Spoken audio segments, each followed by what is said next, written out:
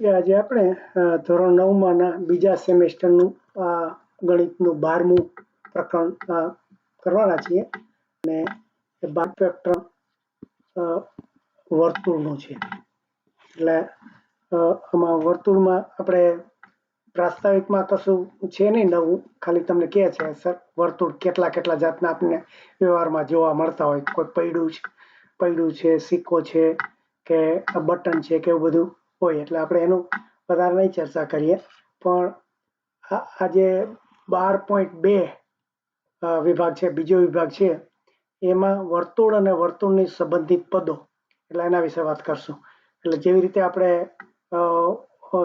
ચતુષ્કોણમાં અને ત્રિકોણમાં શીખાતા કે એના જુદા અંગો કયા કયા હોય, એવી રીતે આમાં એક પછી એક અંગની વ્યાખ્યા આપણે લેશું. અને ખાસ તો આપણે એમ કે ગણની ભાષામાં, એટલે થોડું આમ તો વર્તુળ એટલે શું આપણને ખબર પડે કે આપણે પેન્સિલથી આવી રીતે સર્કલ દોરીએ તો એ વર્તુળ થઈ જાય.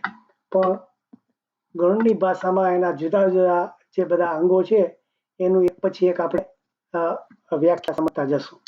તો પહેલા વર્તુળ એટલે શું એ સમજીએ. તો કે વર્તુળ એટલે સમતલના કોઈ નિશ્ચિત બિંદુથી નિશ્ચિત એટલે કે અચળ ધન અંતરે આવેલા તમામ બિંદુઓના ગણને વર્તુળ કહે છે. આપણે જોઈએ કે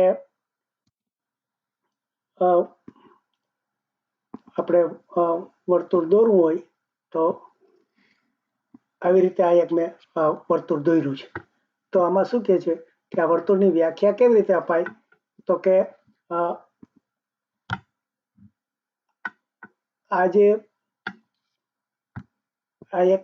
લાઈન છે એના ઉપર જે બધા જ બિંદુઓ આવ્યા હોય, જેમ આપણે ચતુષ્કોણનું શીખ્યા ને કે ચતુષ્કોણમાં એના જે લાઈનો રેખાખંડ ઉપર જે બધા બિંદુઓ આવ્યા હોય એ બધા બિંદુને આપણે 4 રેખાખંડોને ભેગા કરીએ તો ચતુષ્કોણ થતો હતો. એવી રીતે આમાં આ એક વચ્ચેનું બિંદુ હોય, એને કેન્દ્ર કહીએ આપણે.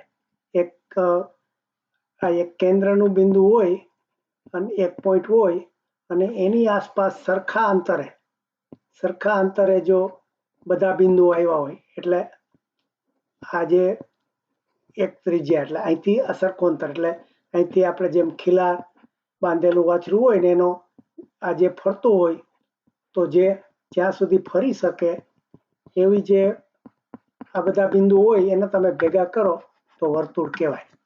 એટલે સાદી ભાષામાં એમ જ થાય કે ગમે એક બિંદુમાંથી આપણે સર્કલ દોરીએ તો વર્તુળ. પણ ગણની ભાષામાં આપણે કેવું હોય તો શું કહ્યું છે કે સમતલના કોઈ પણ નિશ્ચિત બિંદુથી, એટલે નિશ્ચિત બિંદુ એટલે આપણે જે આ જે કેન્દ્ર કર્યું એ નિશ્ચિત બિંદુ થયું.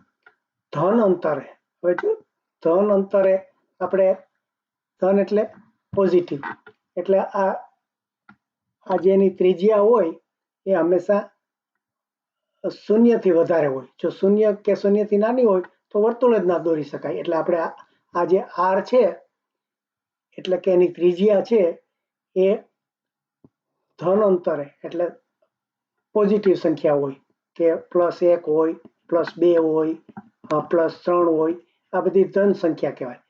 આ 0 ના કહેવાય, -1 ના કહેવાય, -2 આ નથી. એટલે આરની કિંમત આવી હોવી જોઈએ. આર એટલે રેડિયસ, રેડિયસ અંગ્રેજી છે, એના ઉપરથી ત્રિજ્યા એનું ગુજરાતી, એટલે રેડિયસનો આર. એટલે આ જે ત્રિજ્યાથી જે સરખી ત્રિજ્યા હોય અને એના પરના તમામ બિંદુઓના ગણને, એટલે જો ગણની વાત કરીએ એટલે આપણે ગણના સભ્યો હોય કે આપણે જોયું હતું કે આ એ ગણ હોય, એ ગણના સભ્યો 1 2 3 4 5 હોય. એવી રીતે આ જો હું સર્કલ દોરું અને અહીંથી આ એક બિંદુમાંથી આ બધા સરખા અંતરે હોય, તો આ જે બધા બિંદુઓ છે એને હું આ જે સર્કલનો મારે ગણ કરવો હોય તો આ જે બધા જ બિંદુઓ, અને P1 P2 P3 એવા નામ આપું તો P1 P2 P3 આવા ઘણા બધા બિંદુઓનો અનંત નહીં પણ આ અમુક સુધી આવી જાય એટલે એ ગણ કહેવાય. એને વર્તુળ એવું નામ આપ્યું કે આ બધા જ એક કેન્દ્રમાંથી ધન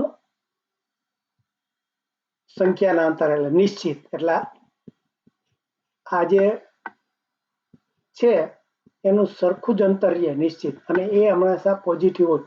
એ જે એટલા અંતરે જે તમે બધા બિંદુઓ હોય એને એના જે સભ્યો હોય એને ભેગા કરો ને એનો ગણ બનાવો તો એ વર્તુળ કહેવાય. એટલે સમતલના કોઈપણ ધન અંતરે આવેલા તમામ એટલે જો સમતલ આપણે હંમેશા આપણે સમતલની જ વાત કરીએ એટલે એક જ સપાટી ઉપર એટલે અત્યારે બધા જ આપણે જે દ્રષ્ટાંતો લેશું એ બધા. હવે એમાં શું કીધું કે સમતલ આ આલ્ફા જે આ છે આલ્ફા કહેવાય એટલે આ દિશાની. એટલે આપણે જે શીખાતા કે સાર્વત્રિક ગણ વડે દર્શાવી અને નિશ્ચિત અંતર r0 કરતા હોય તો ગણની વર્તુળની વ્યાખ્યા જે આ ગણની ભાષામાં વ્યાખ્યા થઈ કે P એક બિંદુ આપણે એકદમ એક બિંદુ લઈએ એનું સરખા અંતર એટલે O બિંદુ છે અને P બિંદુ છે એનું અંતર હંમેશા r થાય એટલે ગમે તે સરખું થાય. r છે એ હંમેશા એટલે જો ફરીથી જોતા જઈએ આમાં એક કે આ વ્યાખ્યા શું છે કે P ગણની ભાષામાં કે P એટલે OP બરાબર r0 કરતા મોટો હોય અને P છે O ને P છે એ આલ્ફાનો સભ્ય હોય. એટલે આપણે સાર્વત્રિક ગણ શીખાતા કે આજે જેમાં બધા જ સાર્વત્રિક ગણ એટલે કે જેની આપણે વાત કરતા હોઈએ આપણે તમારે સ્કૂલની વાત કરતા હોઈએ કે કીધું હતું કે આપણે એમ કે રાજકોટની રાષ્ટ્રીય શાળા જો એના વિદ્યાર્થીઓની જ વાત કરવી હોય તો એનો ગણ બનાવીએ તો એ સાર્વત્રિક ગણ થયો. પછી એમાં 9મું ધોરણ આવે 9મા ધોરણનો આ એક વિદ્યાર્થી આવે એક સ્ટુડન્ટ એટલે એ રીતે આપણે સાર્વત્રિક ગણ. તો આમાં શું કહે છે કે આલ્ફાનો જો એક સાર્વત્રિક ગણ હોય અને એમાં એક P બિંદુ હોય આ P બિંદુ હોય એટલે આ એક ટપકું હોય અને ત્યાંથી જો તમે એક અંતર માપો r એટલે રેડિયસ અંગ્રેજીમાં અને આ રેડિયસ એટલે ત્રિજ્યા. હવે આ એક ત્રિજ્યા હોય તો આ ત્રિજ્યા પોઝિટિવ હોય એટલે આપણે ઘન સંખ્યાઓ એમ કેવું હોય તો એ 0 કરતા મોટી હોવી જોઈએ. અને આજે સોરી આપણે આને વચ્ચેનું O બિંદુ કહેવાય અને અહીંયા જે છેડે આવે એ P બિંદુ કહેવાય. એટલે આ ત્રિજ્યા છે એ OP લાઈન થાય. તો OP છે એ R જેવડી હોય એટલે આપણે રેખાખંડ જે કહેતા હતા એક આ હોવું જોઈએ આ એના જેટલું હોવું જોઈએ અને એ એટલે P ક્યાં હોવો જોઈએ તો કે P ની શરત શું તો કે OP R જેવડો હોવો જોઈએ R0 કરતા મોટો હોવો જોઈએ અને P આલ્ફાનો સભ્ય હોવો જોઈએ. એટલે આ 3 વસ્તુ ભેગી થાય તો વર્તુળ બને. એટલે આ P આપણે આ બિંદુ લીધું આજે અહીંયા આપણે આ વર્તુળ ઉપરનું એક બિંદુ ગમે એ નક્કી કર્યું તો એ P છે એ એમ કે આલ્ફાનો સભ્ય છે એટલે કે એક જ સપાટી ઉપર આવ્યો. આલ્ફા એટલે સાર્વત્રિક ગણ. આ સાર્વત્રિક ગણનો એક સભ્ય છે. એક વસ્તુ એ કહી. બીજી આ P બિંદુ છે આ O થી તમે P રેખાખંડ લ્યો તો એક નિશ્ચિત અંતર જેટલું થાય એ આ કહ્યું, અને એ ઘન સંખ્યા હોય એ આર બરાબર. એટલે આ રીતે ગણની ભાષામાં આપણે શીખ્યા હતા. ગણ આપણે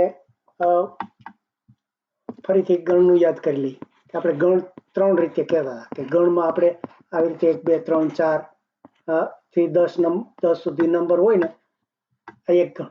પણ આપણે તમે આમ પણ લખી શકો. એટલે ગુણધર્મની ભાષામાં એવું શીખ્યા હતા કે આ એક્સ છે એ 10 કરતા નાનો હોય, અને આ એક્સ છે એ n નો સભ્ય હોય, એટલે ધન પૂર્ણાંક સંખ્યા. આવું બધું આપણે શીખ્યા હતા કે આ ગુણધર્મની રીતે ગણ લખાય. એટલે આ 1 2 3 10 સુધીની સંખ્યાનો ગણ બનાવવો હોય તો તમે આમે લખાય કે ગમે તે એક આંકડો છે એક્સ એ 10 થી નાનો અથવા તો 10 જેવડો છે, અને એ n નો એટલે કે કુદરતી પ્રાકૃતિક સંખ્યાનો સભ્ય છે. એ બધું આપણે આગળ શીખી ગયા હતા, એટલે ફરીથી અહીંયા ટીપ નહોતું. પણ એવી જ રીતે આ વર્તુળ છે આપણે, એટલે સર્કલ, એટલે વર્તુળમાં પણ આપણે એને જો દર્શાવવું હોય તો એક બિંદુની રીતે દર્શાવાય કે આ પી બિંદુ છે, એટલે કે આ વર્તુળ ઉપરનું એક બિંદુ એ કેવું હોવું જોઈએ. આ બિંદુને આપણે એવું હોવું જોઈએ કે જેથી વર્તુળ થાય.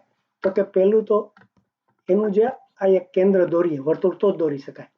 પછી આ ઓ અને પી અહીંયા છે, પી બિંદુ છે, અને એનું વચ્ચેનું અંતર આર છે. તો આ જો પી ને આપણે વર્ણવવું હોય તો જેમ કે છે કે પી કેવો હોવો જોઈએ ઊભી લીટીમાં, તો કે એની શરતો આ પી આપણે જેમ પેલા એક્સ કીધો હતો તો પી તો કે એક તો ઓપી બરાબર આર હોય, એટલે કે આ નિશ્ચિત. પછી આ કોમા કરી અને બીજું શું કે આર છે એ 0 કરતા મોટો હોય, એટલે હંમેશા આ ત્રિજ્યા કોઈ દિવસ શૂન્ય કે નેગેટિવ ના હોય. એટલે આ બીજી શરત. અને ત્રીજી શરત શું છે કે પી આલ્ફાનો સભ્ય હોય, એટલે જે ગણ. એટલે આપણે આને ફરતું આ જો એક ગણ લઈએ એને સાર્વત્રિક ગણ કહીએ તો અહીંયા ત્રીજી શરત એ આવે કે આ જે પી છે એ આપણે આલ્ફાનો સભ્ય. એટલે આવી રીતે આ 3 વસ્તુ ભેગી કરો અને જે પોઈન્ટ મળે, એટલે પછી બધા જ પોઈન્ટમાં જો એ લાગુ પડે કે સરખા અંતરે આર બરાબર હોય છે, એટલે કે સેન્ટરથી બધા જ સરખા અંતરે આવ્યા છે. પી કે આ P2 કે P3 કે ગમે એટલા તમે વર્તુળ ઉપરના જે બિંદુ લ્યો એ. એટલે આ 3 વસ્તુ તમારે કેવી પડે કે એક તો ઓપી છે, એટલે કે ઓ બિંદુથી પી બિંદુ સુધીનું અંતર આર, એટલે હંમેશા ફિક્સ. તો આર કેવો, તો કે આર 0 કરતા મોટો. પછી ઓપી કીધું તો પી કેવો, તો કે પી આલ્ફા સાર્વત્રિક ગણનો સભ્ય. એટલે આ રીતે આપણે આ વર્તુળની વ્યાખ્યા આપી.